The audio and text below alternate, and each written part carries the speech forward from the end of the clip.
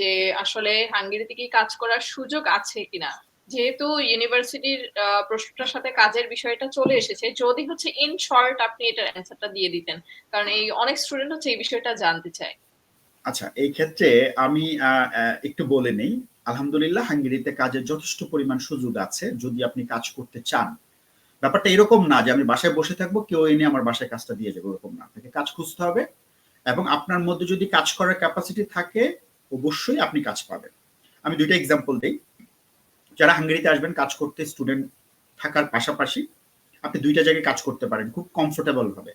একটা হচ্ছে বিভিন্ন ফুড চেইন শপে, যেমন কেএফসি বলেন, ম্যাকডোনাল্ডস বলেন, বার্গার কিং বলেন, এই যে সবগুলো আছে, চেইন শপগুলো আছে, ফুড শপ, ওগুলাতে আপনি কাজ করতে পারেন।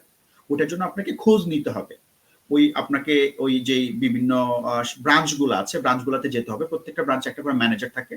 তাদের সাথে আপনাকে কথা বলতে হবে যে ভাই আপনাদের এখানে কি লোক নেবেন কিনা। এবং আমি যতদূর জানি আপনারা গেলে কোনো না কোনো ব্রাঞ্চে আপনারা বাঙালি পাবেন, মানে আমাদের মতো মানুষজন স্টুডেন্ট পাবেনই, এটা আপনি শিওর থাকতে পারেন। তো তাদের সাথে আপনার কনভারসেশন করে তাদের সাথে ভালো একটা লিয়াজও করে জেনে নিতে হবে যে এখন লোক লাগবে না, বাট লোকটা কবে লাগবে, তখন আপনাকে যোগাযোগ করতে হবে।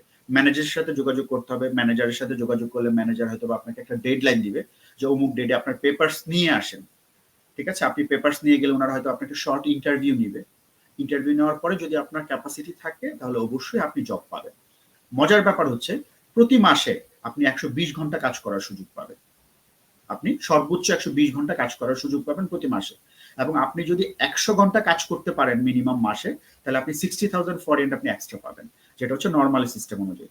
আর পেমেন্টের ব্যাপারটা যদি আমি বলি, কেএফসিতে যদি আপনি জব করতে যান তাহলে আপনার মিনিমাম আপনার যে কাজের যে পারিশ্রমিকটা পাবেন প্রতি ঘন্টায়, এখন এটাকে অনেকে আবার বলতে পারেন যে ফরেন আসলে ব্যাপারটা কেমন, বাংলা টাকায় বললে সুবিধা হয়।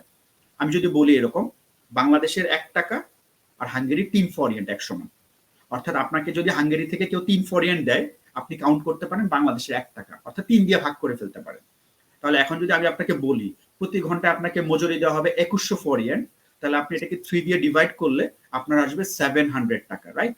সো বাংলা টাকা হিসাব করলে প্রতি ঘন্টায় আপনি ৭০০ টাকার মতো করে পাবেন। এটা হচ্ছে দিনের বেলা। আর যদি আপনি রাতের বেলায় করতে চান তাহলে ওই ক্ষেত্রে পরিমাণটা আরেকটু বাড়বে। এছাড়া আপনি চাইলে ডেলিভারি করতে পারেন। ওই ডেলিভারির ক্ষেত্রে আপনার অন এভারেজ পার আওয়ার আপনার ২০০০ থেকে ৩৫০০ ফরিয়েন্টের মধ্যে পড়বে। বাট স্টুডেন্টদের জন্য হাঙ্গেরিতে কাজ করার সুযোগ আলহামদুলিল্লাহ যথেষ্ট পরিমাণ আছে। যদি আপনার ক্যাপাসিটি থাকে অবশ্যই আপনি আপনার কাজটাকে গ্র্যাব করে নিতে পারবেন, এই ক্ষেত্রে কোনো প্রবলেম নেই।